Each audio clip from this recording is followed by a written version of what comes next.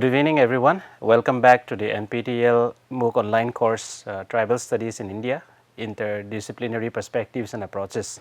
We have covered quite a significant topic and aspects related to tribal communities in India, and today we are going to look at one of a very important topic in the context of tribes, which is the colonial encounter or colonialism and tribes in India, particularly the history of resistance movements. And for this, we will be doing a case study specifically on the Mizo communities who now inhabit much of the present day state of Mizoram, as well as significant parts of the state of Manipur, including the Tripura, and also the Chittagong Hills tract in Bangladesh, and also parts of the Chin Hills and Sagang division in Myanmar. But then in this lecture, what we will essentially try to do is to really understand the way in which the encounter between the colonial state and the tribal communities, particularly the Lushais, was defined by a very violent one, and the way in which the colonial state enforced violence in the context of subjugating tribal communities. Even though we are going to talk only about the Lusai communities or the Mizo communities, what I am going to present today is as a case study, in the sense that it's not only something which is specific to the Lusais or the Mizos, but also to the larger tribal communities in India. And this is also an important topic so as to understand the contemporary political situation of tribes, and also many a times the experience of tribal communities in relation to colonialism is something which is it's a topic which at times tends to be understudied or tends to be erased in the larger mainstream national historiography. Now the issue of erasing or the issue of understudy, it is particularly more relevant in the context of tribal communities in Northeast India, and it is for this reason that today we will be try to understand the history of colonial encounter with tribal communities, particularly in the context of the Mizos. And like I said, it is not something which is only specific to the Mizos, but there is a lot of commonalities in terms of their experience, in terms of the way in which the colonial state, the British, has violently subjugated the tribes in the past. Now we will start with trying to understand the community, the region in context, and then gradually we will proceed the way in which the colonial encounter took place. Now one of the reasons why the British East India Company, when they first arrived in India, it took a long time for them to actually expand themselves or gain a foothold in the northeastern part of India. Over a period of time, one can say that there was a gradual expansion of the colonial state, not only in the context of mainland India but also in Northeast India. And there can be two very important specific reasons as to why the British took interest in subjugating the northeastern part of India. One is for the strategic reasons, and second is the economic factors. Now in terms of strategic reasons, you will see that much of the states, much of the region that we now call Northeast India, they were very important for the colonial state, particularly in terms of accessing Myanmar or even accessing China. So it is a region which has a lot of geostrategic significance for the colonial state in terms of their imperial interest to expand themselves much further east. Now the second reason is the economic factors. Now all of us know that one of the primary reason as to why one of the primary reason of colonial rule was primarily for economic interests. Now the expansion of the colonial state, the expansion of the British in Northeast India also has a strong economic roots, particularly with the discovery of tea and rubber. So it was for this reason that the colonial state began to encounter several tribes in the northeast. Now geographically one can say that the Northeast India comprises of three different regions. One is the Brahmaputra Valley, which is an extension of the Indo-Gangetic Trough. The second is the Shillong Plateau, and the third is the Assam-Burma borderlands, which have the Lusai Hills, the present day Mizoram, the Naga Patkoi ranges, sometimes it is known as the Patkai borderlands. Now if you look at the geographical map of Northeast India today, you will see that India's northeast in general is a borderland, and it is connected to the mainland part of India by a mere 22 kilometer, which is also known as the Siliguri corridor. 98% of northeastern borders are international borders, and in Northeast India share borders with Bangladesh, with China, with Myanmar, Bhutan, and as well as Nepal. So the region that we are going to discuss today, that is the Lusai Hills, which is present day Mizoram, falls within the third zone, that is the larger Indo-Myanmar borderlands. Now, the Lusais inhabited the hilly region between Burma and Southeast Bengal, Chittagong and Tripura, which constituted the western border of the Lusai homeland. The upper and lower Chinwin districts and the Arakan district of Burma lay on the east and south. On the north, Lusai land was bounded by Sylhet and Kachar districts of Assam. Now, later on, I'll be explaining these two terms, Lusai and Mizo, which I'm at the moment using it, more or less synonymously. Now, if you look at, if you just imagine, the map of Mizoram, you will see that, Mizoram is bounded by, Mizoram is a landlocked state, in a sense that, it is more or less bounded quite heavily by, different states, and it shares borders, international borders with Bangladesh, it shares international border with Myanmar as well. Now, who are the Lusais? Now, they are one of the most predominant tribe who inhabit present day Mizoram, but like I said, they are trans-border community, in a sense that, you will have a significant Mizo population or Lusai population in Manipur, in Tripura as well as in Assam, and like I said, you also have a significant population of Lusai in neighboring countries like Myanmar and Bangladesh. Now, what is this term Lusai? Now, it is an Anglo word for Lusei, which constitutes several clans and subclans such as the Silo, the Pachuak and the Chakchuak among others. Now, Lusai therefore is an Anglo word for Lusei, and if you go to Mizoram today, if you ask the people who they are, they might say that they are Mizo, but then for a long period of time they were identified by the colonial status Lusai, and the term Lusai is just an Anglo word for the term Lusei, which is the vernacular term which is being used by the community to self-identify themselves. Now, up until the colonial rule, the Lusai society was organized around chiefs and clans, and the entire Lusai hills were under different chiefdoms who ruled and reigned over the hills. Colonial rule popularized the term Lusai by naming the region as Lusai Hills, using the name of the dominant tribe who ruled the hills who were in contact with them. Now, one of the important thing about one of the most significant aspect of colonial rule was that they have this tendency to name people and places. Now, in the northeast, in the context of Mizoram, they first name the region as Lusai Hills because the Lusai or the Lusei were the dominant tribe. Now, when they went to when they went to present state like Nagaland, they rename it as Naga Hills, right? Likewise, Mikir Hills, the Khasi Jaintia Hills, so on and so forth. But however, the term Lusai can be quite, it does not necessarily capture the internal differentiation within the community, in a sense that even though the Lusai were the dominant tribe, there were several other tribes, there were several other clans within Mizoram. Now, the Lusai were particularly important in a sense that because they were the chiefs who were ruling much of the present day Mizoram during the colonial encounter.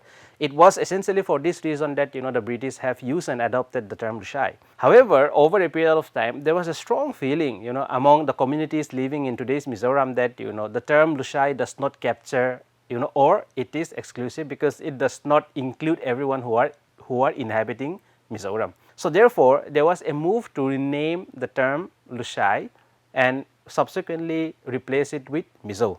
And therefore, today, the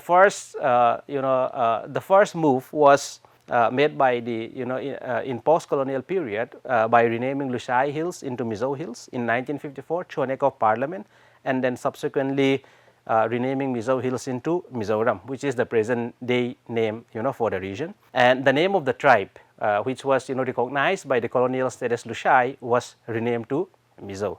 So, this is a little bit of context about the history of identity as well as the way in which the community has been identified by the colonial state. Many a times particularly people who are not so much acquainted with the history of the Mizos often equate Lusai with Mizo. Actually, these are not two, these are not exactly the same, in a sense that Lusai was specifically referring to one single dominant tribe, and the reason as to why the people choose or seek its replacement to Mizo was essentially that because there was a strong feeling that the term Lusai was not actually capturing the vast majority of other tribes who belong to the non-Lusai communities. Now, again, a little bit about the socio-economic and political life of the Lusai in the pre-colonial period. So mostly the Mizos live in villages, which in vernacular term it is known as Kwa, mostly inhabited by 500 to 700 people. And it is always, there is a tradition, because the communities follow a chieftainship, where the youngest son, in the family, has to migrate and move out seeking new habitats. So therefore, it is a practice that, over a certain period of time, when the son in a family is ready to take over to and settle a new place, away from his parents. So there will be a group of people who will actually look out for a potential a potential village. And this will be done by considering a variety of factors like abundance of land for zooming. I hope by this time you understand what is zooming, proximity to drinking water, and protection for enemies. Now, protection for enemies in the sense that in the pre-colonial period there was a lot of intertribal warfare, there was a lot of intertribal competitions for supremacy. So therefore, most villages, if you look at most Lusai villages even till today, if you have not been to Mizoram, if you go to Mizoram today also, you will see that the communities preferably will settle at the top of the mountains, at the top of the hills, essentially so that it protects them from potential attacks. So this was a tradition which was followed in the pre-colonial period, and to some extent you can see that still visible even in contemporary Mizoram society. Now, in terms of the economic life, the Mizos mostly live by rice cultivation and hunting. The method of their cultivation was a slash and burn, that is called zooming, right? In a sense that the community will select an area of land which they will cultivate for a period of years, maybe 3 to 5 years, and then they will continually move to a new place. So this is a practice which is not only specific to the Mizos, but you will see that many tribal communities, not only in India but elsewhere also, they practice the slash and burn cultivation. Now, the political life of the Mizos centered around the village chief. Again, chieftainship is something which is very, very common across tribal communities, and in the Mizos as well, the entire political organization revolves around the chief. So a strong and powerful chiefs are not only highly revered, but they are also quite feared, in a sense that like I said, intertribal warfare was something which is very, very common, and many a times you will see that there are several clans who will form an alliances. And in the pre-colonial period, the Mizo communities have seen a lot of very, very successful chiefs who have expanded their territory far beyond Mizoram as well. So mostly the Lal, which is the chief, was the head of the clan and the most important functionary in the Mizo political system. He was assisted by the village elders, that is the Upa. So there will be several village elders who will advise the chief in terms of selecting sites for zoom cultivation, in terms of several rituals associated with their belief systems, also in terms of finding new settlements for the sons, if at all the chief have a son. So every chief had his separate cantonment with a number of dependent villages attached to it. These cantonments consisted of strong men who could be mobilized into fighting a garrison under the order of a chief.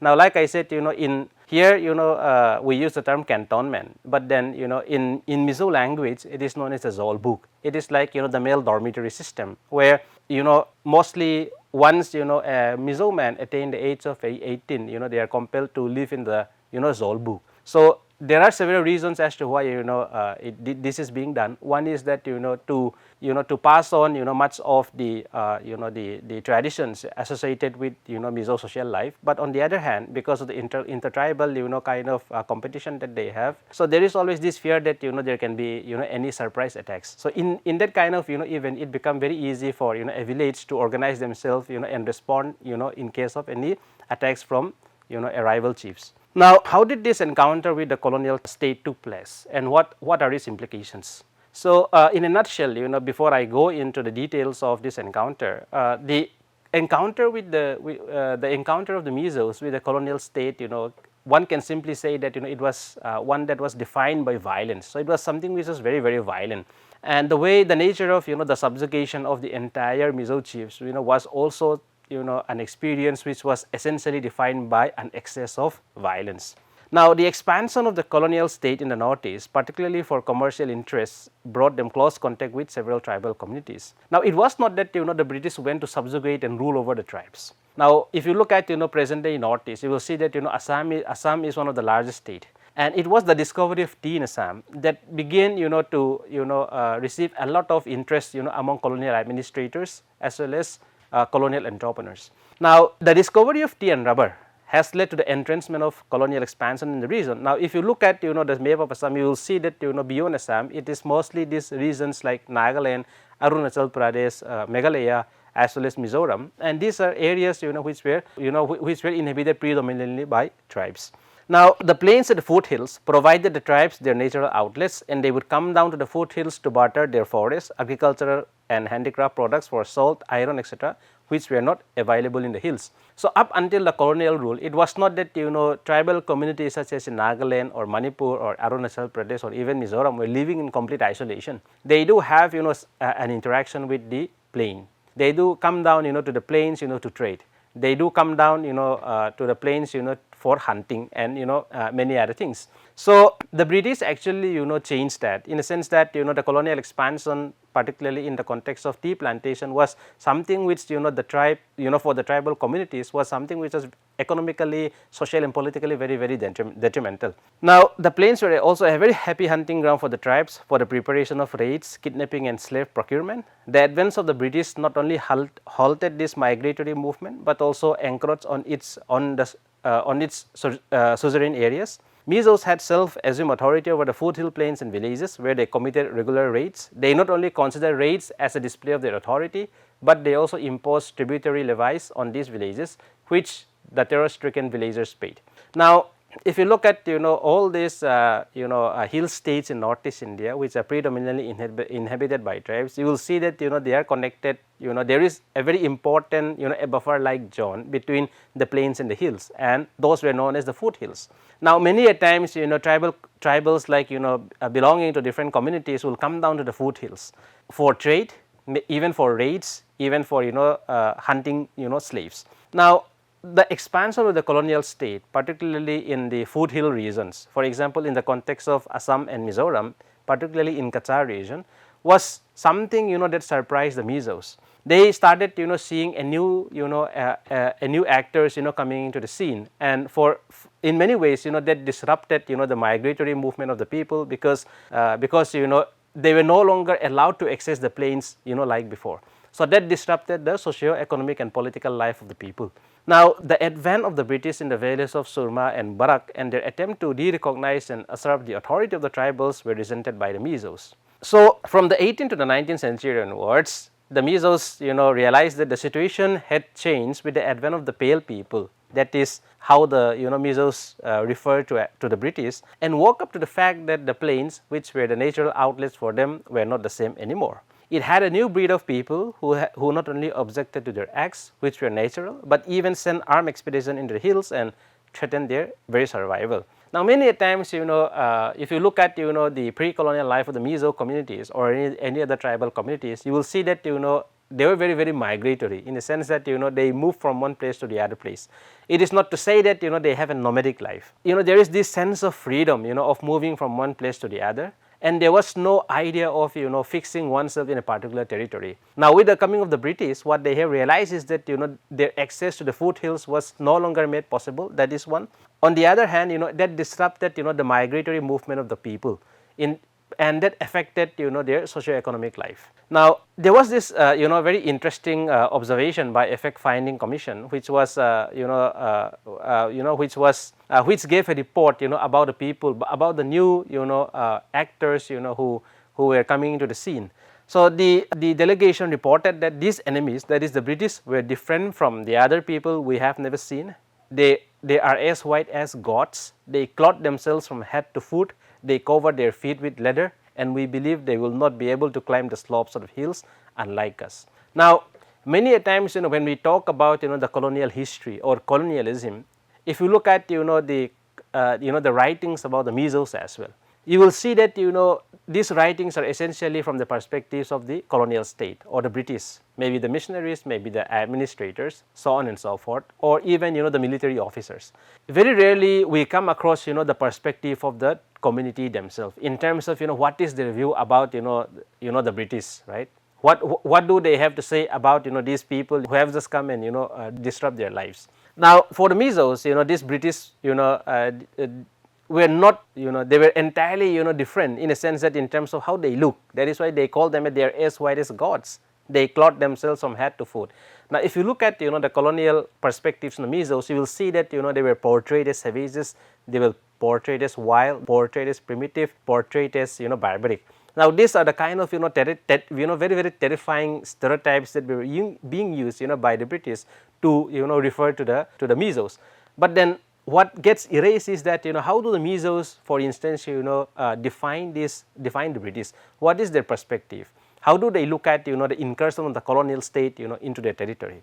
So, tribal life was associated with complete freedom, unrestricted movement and action, exclusiveness and insularity, and trespasses were aggressively retaliated. Like I said, the communities are very, very migratory, in a sense that, there was this strong sense of freedom in terms of, moving from one place to the other place. Now, the colonial state, from the time, the British began to expand and, gain foothold in the northeast, particularly in Assam, it entirely, it entirely changed, the socio-political life of the community. It started, the tribal communities realized that, they were no longer, allowed to, access these, foothills freely. They were no longer, there was the movement of the community became, restricted. So, in a blatant display of authority of the tribals, the British often sent expedition in the hills.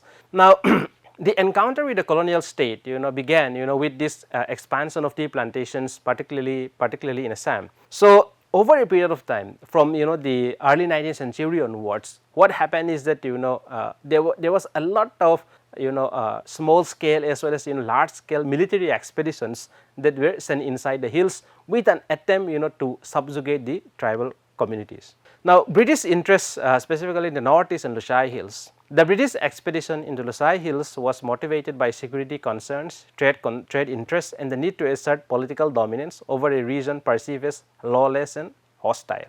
The rising power of the Ava kingdom, that is, the Burmese kingdom, in the early 19th century, forced the British to establish a secure frontier along the northeastern boundaries of Bengal. Further trade routes to Burma and China passed through Kachar, Assam, and Manipur. So, this was, where we, we are just coming back to where we started off, in the sense that definitely the economic interest was very, very strong in terms of bringing the entire northeastern region and its communities in, within the ambit of the colonial rule. But beyond that, there was also this very, strategic, reasons as to why the British was interested to expand themselves, in the east. The East India Company saw the limestone mines in the Khasi Hills north of Sylhet was another profitable venture. A similar economic incentive for the British was the spread of tea cultivation in Assam. Northeast India is bounded by Tibet in the north and the Bay of Bengal in the south. So, India's northeast is also a region which is very, very rich in terms of, mineral resources. So, the British were attracted by the limestone mines in the Khasi Hills, and it was during the, the colonial period that, tea plantations actually began to take shape, right. So, to protect, the continuing raids, to protect the continuing expansion of the colonial state, it was necessary that, the tribal communities in the hills be subjugated. The hills of the India-Burma border were inhabited by communities who had migrated from the plains of Burma and India to escape the state building projects in the river valleys by the political entrepreneurs. The Indo-Tibetan and Indo-Burman groups, in order to preserve their freedom, made the hilly fastness their home. Now, if you look at this, entire hilly regions in the Indo-Myanmar borderlands, you will see that, these are communities who have actually fled, being ruled by any external authorities. Now, the hills, for a long time, are a refuge for these communities. So, therefore, there is something which is, quite common, across, the Indo-Myanmar borderlands, irrespective of on which side of the border the communities live. One thing which is quite common is, this idea of freedom, in a sense that, the communities does not want to be ruled by any external agents. So, it was this that, compelled many communities to migrate and seek refuge in the hills. The British attempt to impose a frontier arbitrarily took away the hunting ground of the tribes. The forest provided the tribesmen with animal protein, medicines and fruits. Moreover, forest lands constituted the tribe's first line of defense against any probable attack from the plains. Now, the moment, the colonial state stepped into the northeast, the first thing that they did was, to try to, divide the region into different administrative zones. So, on the contrary, the perspective of the tribes in relation to territory is something which is not necessarily the way in which the British or the colonial state look at it. For them boundaries are very fluid and very fuzzy. What the colonial state tried to do was that they were trying to draw boundaries that will divide where they to determine their authority and sovereignty, while at the same time impose their rule over communities irrespective of whether they accept the colonial rule or not. So, it is for this reason that you will see that many communities in the northeast today are divided across national international boundaries. The clearing of the forest for tea cultivation by the British was indeed military and economically threatening to the border tribes of the hills. Hence, they launched repeated raids on the plains to send the message that such a colonial state making which stripped away their autonomy was unacceptable to them. One of the primary reasons as to why many tribes in the northeast conducted what the colonial state term as raids was essentially because they don't agree to the expansion of the colonial state in their region. So, because there was a strong sense of awareness that the more the colonial state is gaining foothold in this part of the country, there was a strong realization that they are going to lose their autonomy or independent existence. It was for this reason that from the early 19th century onwards, there were more than 100 raids which were being conducted by the tribes on the British. In order to combat these raids, subdue and control the Lusays, the British used two measures, one known as the small wars and second pacification. Small wars here refer to the several sudden and small attacks on the tribe, whereas pacification refers to the act of making a place or people peaceful or the state of being peaceful after a period of conflict. Now, there were a number of military expeditions that were sent into the Lusai Hills, and for the purpose of this lecture, we will talk only about two major expeditions. One was known as the Chin Lusai expedition, which was launched in 1870 to 71, and the second expedition was launched in 1890 to 91 under the same name, that is the Chin Lusai expedition. Now, likewise, in many parts of northeast India, in their attempt to subjugate and subdue the tribes and bring them under the rule of the colonial state, many tribals, the British have sent numerous expeditions into the hills, and over a period of time for close to a century, the subjugation of the tribes did not happen in 1-2 years. The subjugation of tribes happened after prolonged attempt by the British, also after a long history of glorious resistance by the tribes themselves. Now, with the discovery and expansion of tea plantation in Assam, the planters soon came into conflict with the tribals because the expanding network of tea gardens were threatening and encroached upon tribal land. Now, for the tribal communities, the foothills belongs to them. The foothills were their hunting ground, but the colonial state viewed it differently by expanding the tea plantations. So, it resulted into a clash of perception about space and territory. This resulted into a vast amount of lands which are being grabbed for the purpose of tea plantations in Brahmaputra Valley, which affected the Nagas, while in Kachar and Sylhet it affected the Lusais. Now, if you look at the Brahmaputra Valley, states like Nagaland also share long borders with Assam. Now, one of the way in which the colonial state come in conflict with the Nagas is essentially after the expansion of the expansion of the tea plantations. Likewise, if you look at today's today's Mizoram and Assam border, you will see that it was after the expansion of the colonial state, particularly the tea plantations, its introduction, and the subsequent land grabbing for the tea plantation, particularly in Kachar and Sylhet, which adversely affect the Lusai or the Mizos. Initially, the Pale people objected to the raids and kidnapping in the areas which the tribal considered their domain, and even sent punitive expeditions, thereby trespassing on their freedom and usurping their authority over the foothills. So, between 1826 and 1844, about 150 persons were killed in the Lusai raids. In 1849, a violent raid was committed in Rupchara, in which 30 persons were killed and 42 kidnapped. The tea merchants and newspapers in England raised a hue and cry over the situation. With the discovery and expansion of tea plantation in Assam, the planters soon came into conflict with the tribals because the expanding network of tea gardens were threatening and encroached upon the tribal land. Now, let us look at the process in which several expeditions were sent into the hills and their subsequent impact.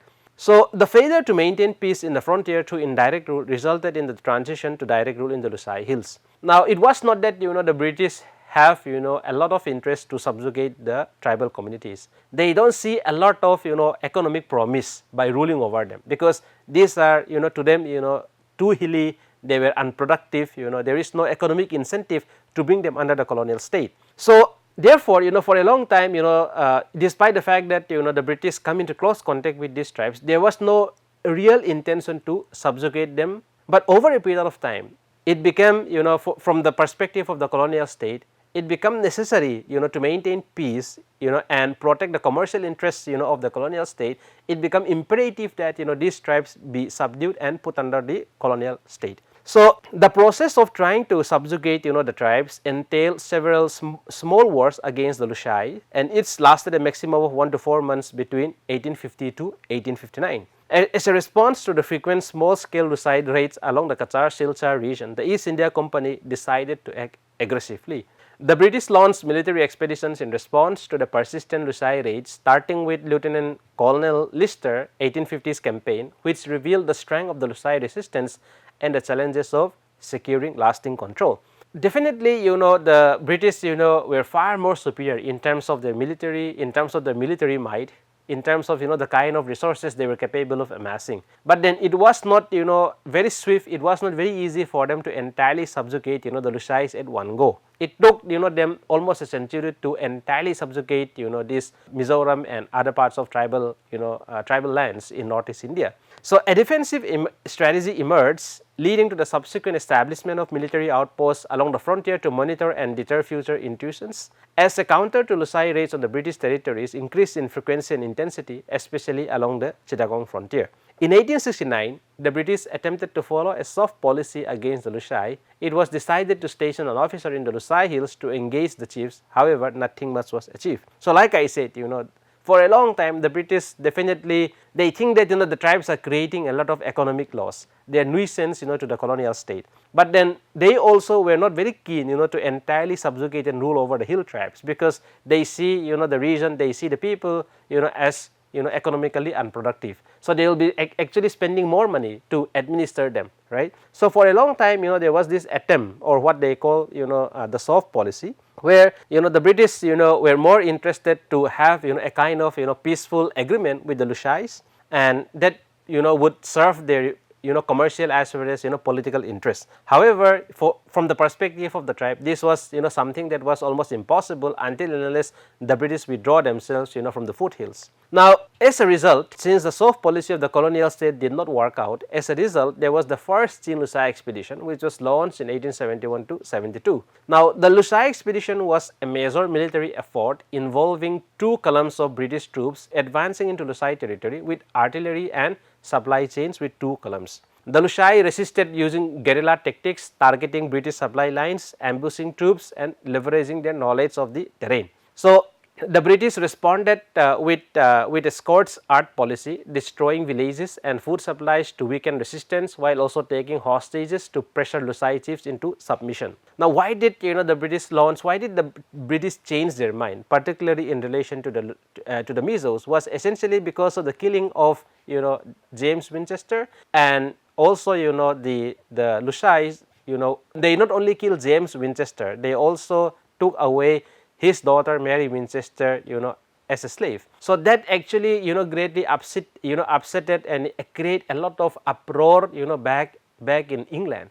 So it was for this reason actually that the British decided to launch the first Chin Lusai expedition. Now, one of the intention was, these military expeditions were termed as punitive expedition. Now, if you look at the term punitive, basically it means punishment, right? You are launching a military expedition essentially to punish some people. Now, the intention of the colonial state was very, very clear. That was to punish the Lusais. So, how do they wanted to punish the Lusais? One was entire village were burned down, and second was that the entire zoom crops, including the rice burns, were also burned down and destroyed. So basically, it was an attempt to make the entire Mizo society crippled. So even though not aimed at extermination, British campaigns focus on securing strategic control through a sustained military presence in the Lusai hills. The expedition had enormous impact in terms of devastation and deaths for the Lusais on a scale that they were unable to withstand. Now, the Mizos, they might have been, engaged in intertribal warfare. They might have, engaged in different kind of, raids in the past. But then it was for the first time that, they have experienced, a huge loss on their side. As a result, many chiefs such as Lengura, Vanlula, Vanhuaya and Vanhuna were followed by another batch of chiefs, Savunga Lalngura, who actually decided to accept the terms and conditions of the British.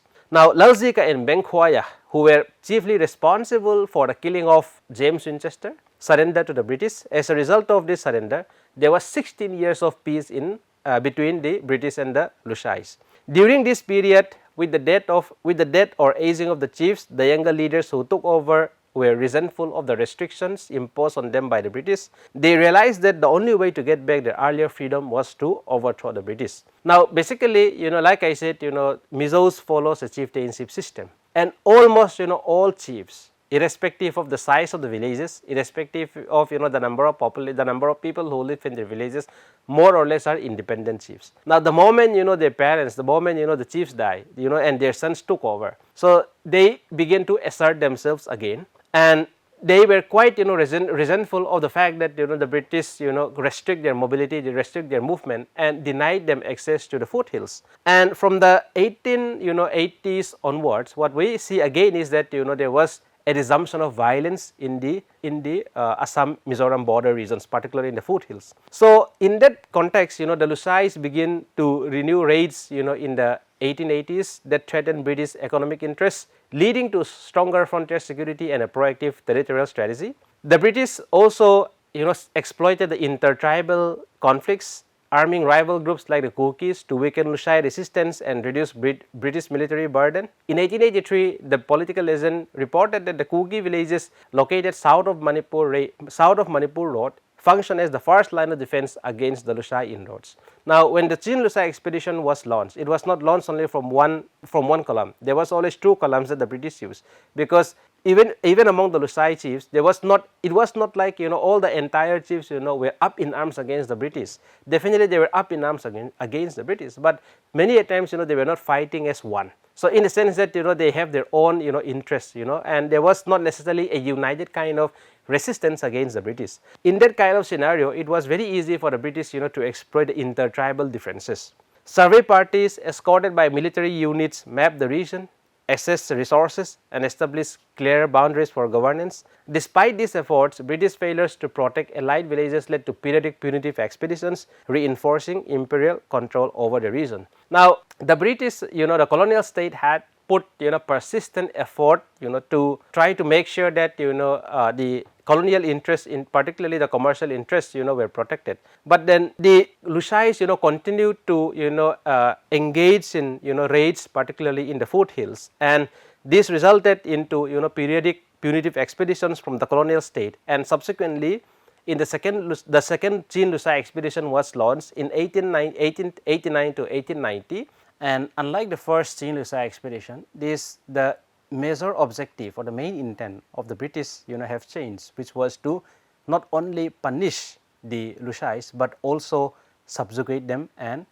rule over the Lushais. Now, the military expeditions, the second Chin Lushai expedition, were carried out from Burma in order to cooperate with the Chittagong column to subdue the Chin Lushai hills. Now, we are also talking about the Chin Lushai here, and I don't want you to get confused, because this expedition was not only to subjugate the Lushais, but also there was an intention to subjugate the larger tribal communities as well, including the Chin hills. So, during the period 1880 to 95, the British were busy suppressing tribal uprisings one after another. Now, if you look at colonial writings, you will constantly come across Lushai, Kuki, Chin Lushai, and these communities definitely they have their own specific identities, they have their own specific histories, but then the common understanding is that they more or less belong to the larger Zhou communities. Right. So sometimes you will see that the British are also loosely using the term Chin, sometimes loosely using the term Kuki, Lushai to refer to these communities. But in the context of Mizoram, or in the context of present day the Indian side of the border, particularly in Mizoram and its adjoining areas, you will see that the term Lushai was something which was more popularly and widely used, whereas Chin, the term Chin, was mostly used in the context of Myanmar. And definitely, I am not saying that the Mizos and the Chins are exactly the same. That is not the point that I am saying. So the British see some kind of similarities between these communities. Therefore, they often put them in hyphenated, right? Chin Lusai, Chin Kuki, so on and so forth. So, in their attempt to subjugate these tribal communities, such as in the Mizos or the Lusais in Mizoram, there were also a lot of similar efforts that were being undertaken across the Indo-Myanmar borderlands. And one of the communities who also faced similar experience and similar encounters were also the Chins, who now inhabit the Indo-Myanmar borderlands, which is on the Myanmar side of the border. Now, so these small wars in the case of the British Northeast India shows that the Lusai tribes, that the imperialists could project power across the territory at will, at least temporarily. With greater resources, both human and material, at their disposal, the imperial power could launch such campaigns frequently. Faced with loss of prestige and material losses, the Lusai chiefs understood that the odds were against them. Now, if you look at the colonial state, if you look at the British in particular,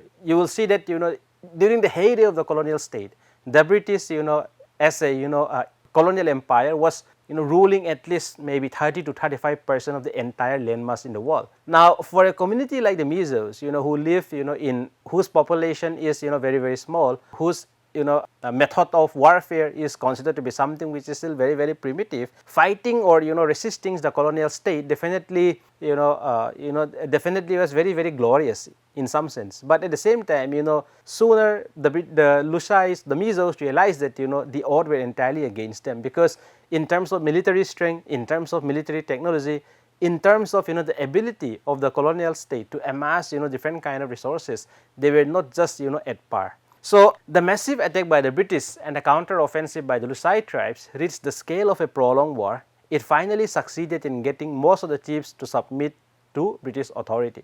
Now, one of the difficult thing about subjugating the tribes in the northeast was also that like I said, every chief chiefs in the Lusai Hills was independent. There may be some kind of alliances between kins, there may be some kind of alliances between clans, but then subjugating one chief does not mean that the entire hill is subjugated. So, subjugated necessitate that every chiefs in the Lusai Hills, whether they are 100, their number is 100, their number is 50, every chiefs need to be individually subjugated. So, that makes it far more difficult for the British to send expedition not only in the foothills, but also send expedition in the interior of the Lusai Hills. So, the second Chin Lusai expedition from the colonial perspective was very successful, because it finally succeeded in getting most of the chiefs, most of the Lusai chiefs to submit and accept the British authority.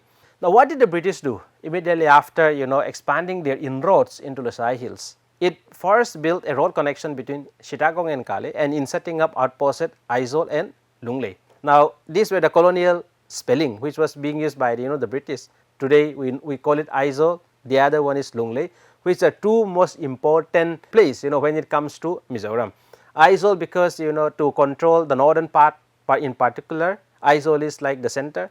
On the southern side, the Lunglei is one of the most important region when it comes to the southern region in Mizoram. However, despite the fact that the expedition was started in 1890 to 1891, the expedition definitely was something which is very, very violent, like I said. And however, it took almost like close to 6 to 7 years for the entire region in Lusai Hills to be pacified. So, it was only after 1896 that different chiefs across Lusai Hills agreed to come under the supervision of the British, and this led to the establishment of direct rule over the Lusais. So, the glorious history of Lusai resistance, which span over 7 violent decades, came to an end in 1898, specifically on 27 January, when the whole of Lusai Hills was placed under the charge of superintendent with headquarters at Aizawl. Now, what you see is that the entire 19th century for the Lusais, which is definitely true for other tribal communities such as Nagas in particular, is that the entire 19th century was defined by history of violent encounter with the colonial state. And it was only in 1898 that the entire Lusai Hills was brought under colonial rule, after a long history of resistance against the expansion of the colonial state.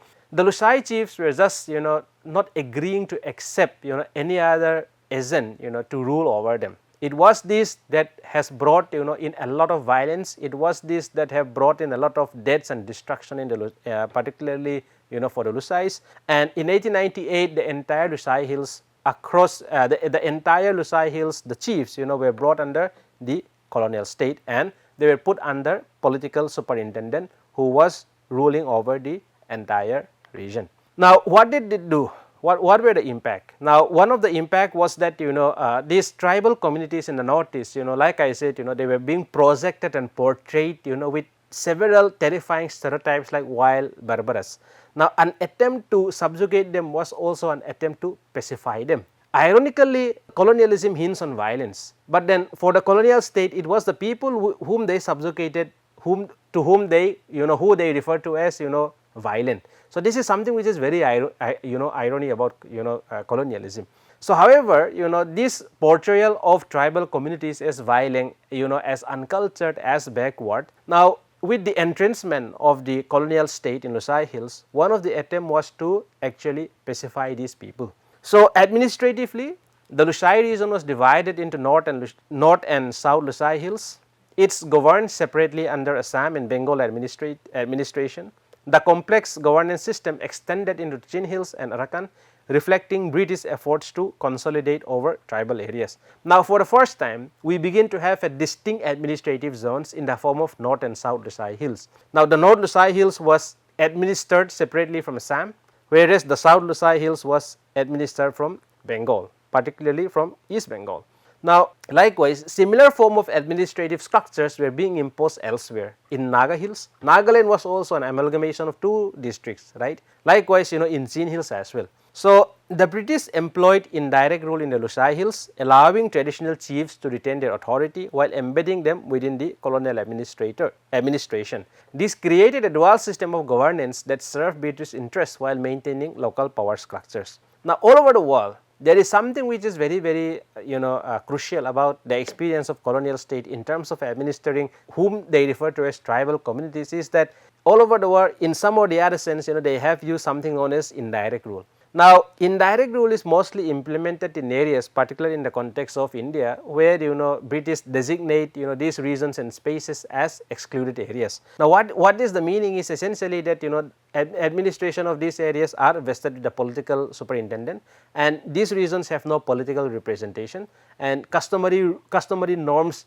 prevail in these kind of spaces, in a sense that no laws are made applicable in areas which are declared as excluded areas. So, in other words, these regions were ruled by a system of administration that came to be known as the indirect rule. So, through the indirect rule, the chiefs were not just disempowered. The chiefs were not just done away with, despite the fact that it was the chiefs who have resisted against the British.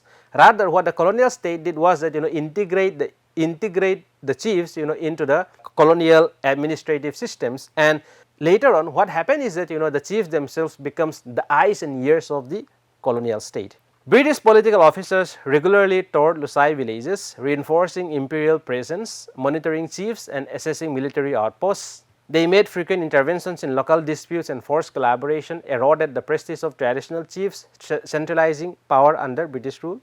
British pacification efforts heavily prioritized military spending over medical and educational services, revealing the British Raj's focus on control rather than development. Now, if you look at the one part of the history of the Mizos and the British is that it was defined by violence. But the moment that from the time these communities or these regions were brought under the ambit of the colonial state, what happened is that there was a change in terms of the attitude in which the British were trying to rule these communities. So, British political officers who were posted in Lusai Hills have regularly went on tour to really understand the social life, the customs, the tradition of the communities.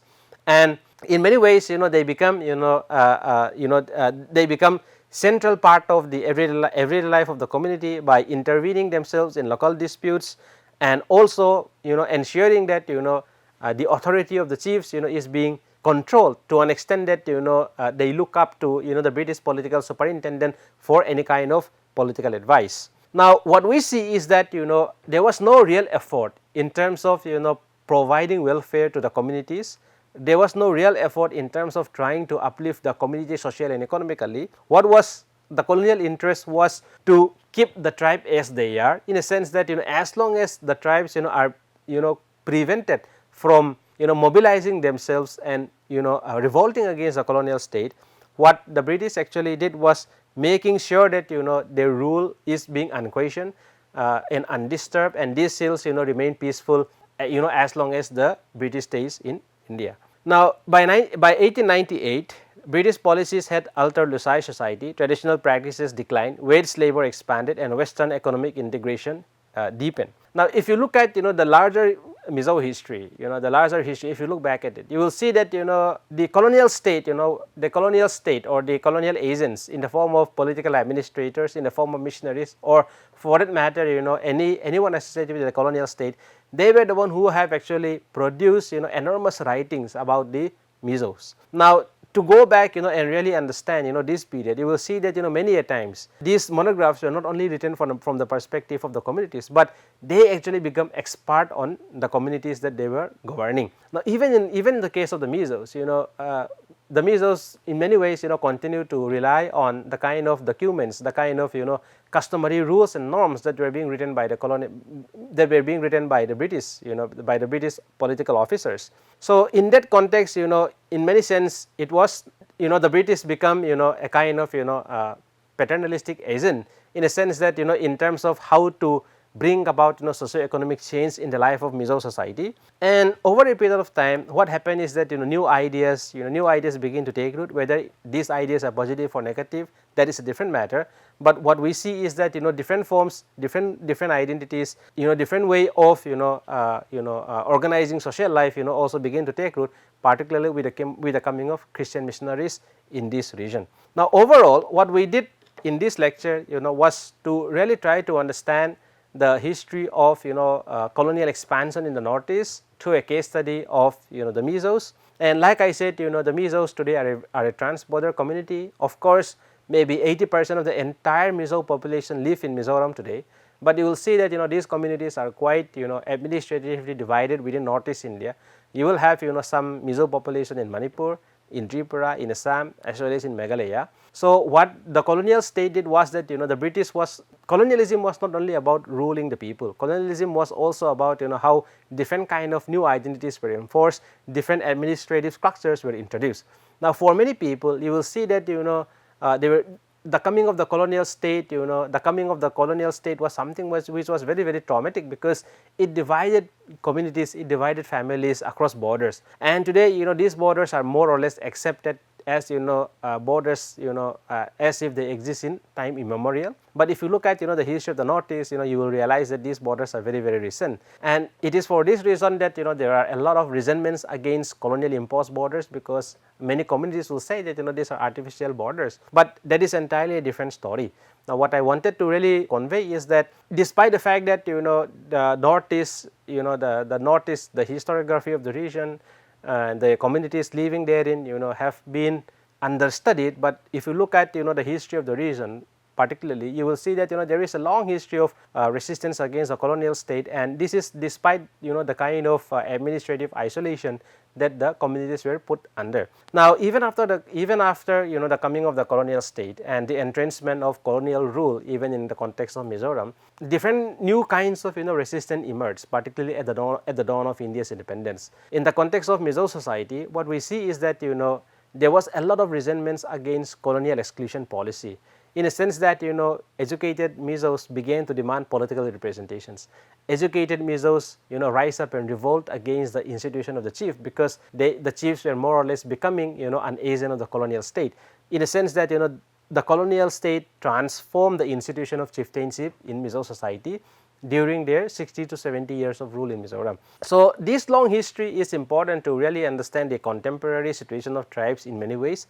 But at the same time, it is also about educating oneself about communities and histories which often are neglected in mainstream historiography. So in the next lectures, we will continue to learn about different forms of colonialism, colonial history, particularly the condition of tribes in the post-colonial period, what changes positive in terms of negative as well. We will try to understand and how tribes responded to the kind of changes that were happening at the national level. Thank you so much.